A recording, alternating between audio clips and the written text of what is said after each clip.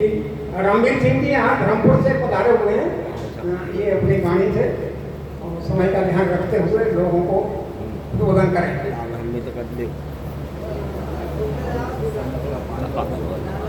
तो मेरी सजना ये अभी बोल के गए कि सत्संग की गंगा है ये, तू इसमें लगा ले गोता, वरना इस दुनिया से तू जाएगा एक दिन होता, फिर पछताएगा और कोई न साथी तेरा साथ निभाएगा। इसलिए विशेष ध्यान रखिए, इस मनुष्य शरीर को इसी जन्म में सफल ऐसा करके जाना है, कहने के बाद भी याद करे। बोलिए सच्चिदानंद घन भगवान की 2 मिनट। श्री राम जय राम जय जय राम, बोलो श्री राम जय राम जय जय राम, बोलो श्री राम जय राम जय जय राम, बोलो श्री राम श्री राम जय राम जय जय राम, बोलो श्री रामचंद्र भगवान की। आज के सभा के अध्यक्ष पद पर हमारे संत भगवान एवं संत भगवान, दूर दराज से आए हुए हमारे सत्संगी भाई, मातृशक्ति, सभी के लिए दास का ओम नमो नारायण। बहुत सुंदर प्रसंग चल रहा है। प्रसंग से पूर्व एक सूचना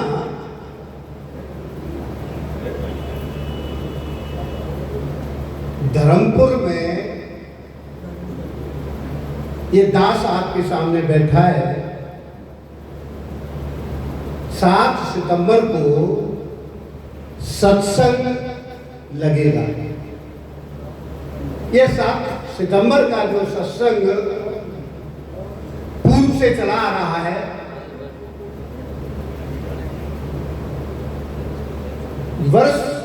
एक वर्ष में एक बार 3 दिन का ये सत्संग लगता है। 5 सितंबर को रामायण का पाठ, 6 को समापन, 7 को सत्संग। तो सभी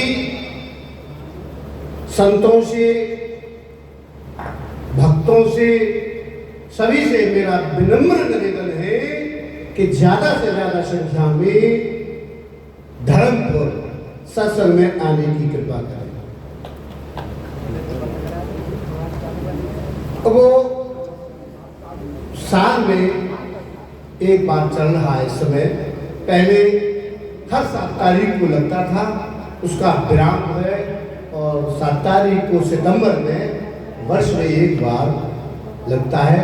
तो मेरा पुनः हाथ जोड़ करके मेरा विनम्र निवेदन है कि सभी संत भक्त ज़्यादा से ज़्यादा संख्या में 5 को रामायण पाठ में आए और 6 को समापन है, 7 को सत्संग है और दास पर जो बनेगी वो सेवा होगी। आप 5 को आ सकते हैं, रहो, 7 को सत्संग करके ही आप प्रस्थान करें। अब बात आती है,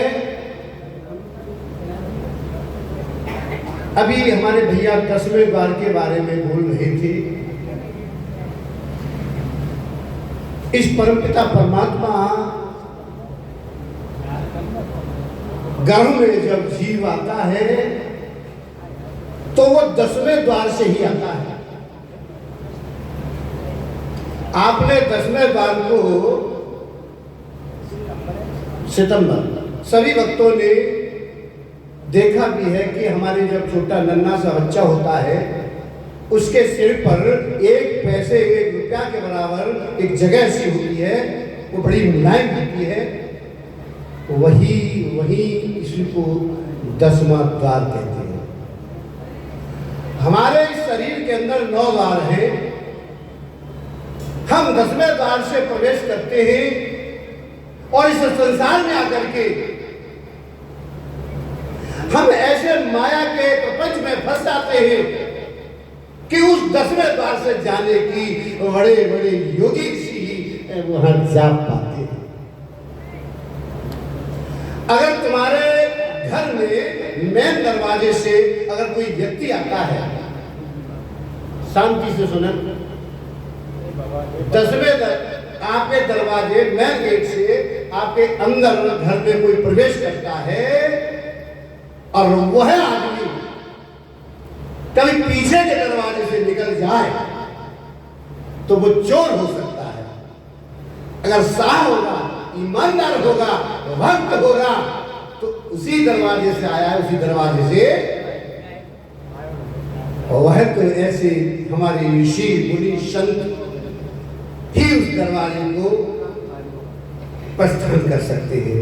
अच्छा, ऐसा भी नहीं है, आप भी संत हैं, ये यूनिफॉर्म जो पहने हैं,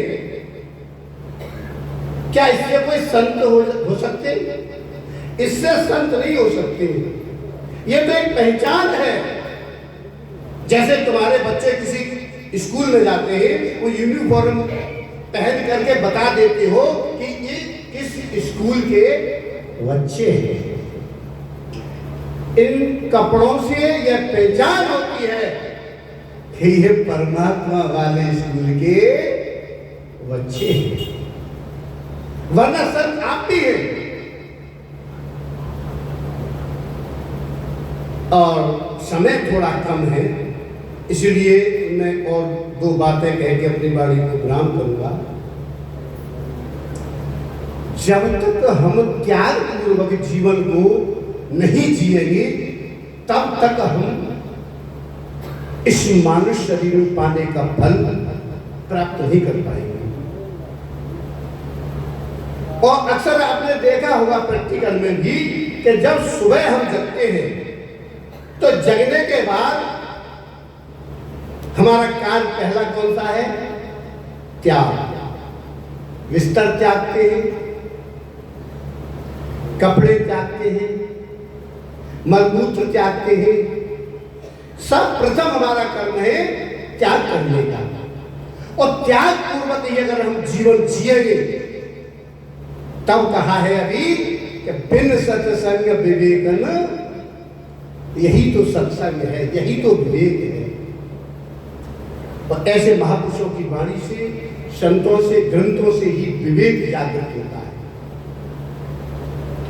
अगर हमारे अंदर अविद्या रूपी अंधकार बहुत काफी समय से भरा हुआ है, बहुत काफी समय से अंधकार भरा हुआ है,